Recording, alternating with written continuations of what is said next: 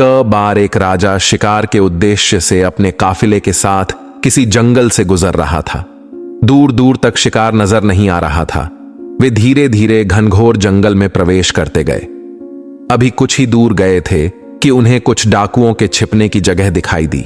जैसे ही वे उसके पास पहुंचे कि पास के पेड़ पर बैठा तोता बोल पड़ा, पकड़ो पकड़ो, एक राजा आ रहा है, इसके पास बहुत सारा सामान है, लूटो लूटो, जल्दी आओ जल्दी आओ।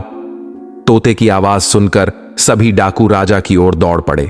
डाकुओं को अपनी ओर आते देखकर राजा और उसके सैनिक दौड़कर भाग खड़े हुए। भागते भागते कोसों दूर निकल गए। सामने एक बड़ा सा पेड़ दिखाई दिया। कुछ देर सुस्ताने के लिए उस पेड़ के पास चले गए। जैसे ही पेड़ के पास पहुंचे कि उस पेड़ पर बैठा तोता बोल पड़ा, आओ राजन, हमारे साधु महात्मा की कुटिया में आपका स्वागत है, अंदर आइए, पानी पीजिए और विश्राम कर लीजिए। तोते की इस बात को सुनकर राजा हैरत में पड़ गया और सोचने लगा कि एक ही जाति के दो प्राणियों का व्यवहार इतना अलग अलग कैसे हो सकता है। राजा को कुछ समझ नहीं आ रहा था। वह तोते की बात मानकर अंदर साधु की कुटिया की ओर चला गया।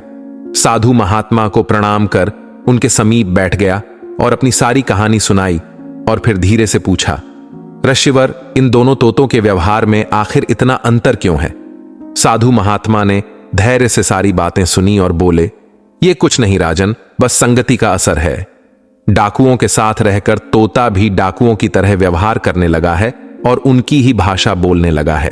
अर्थात जो जिस वातावरण में रहता है वह वैसा ही बन जाता है। कहने का तात्पर्य यह है कि मूर्ख भी विद्वानों के साथ रहकर विद्वान बन जाता है, और अगर विद्वान भी मूर्खी के संगत में रहता है तो उसके अंदर भी मूर्खता आ जाती है। इसलिए हमें संगति सोच समझ कर करनी चाहिए।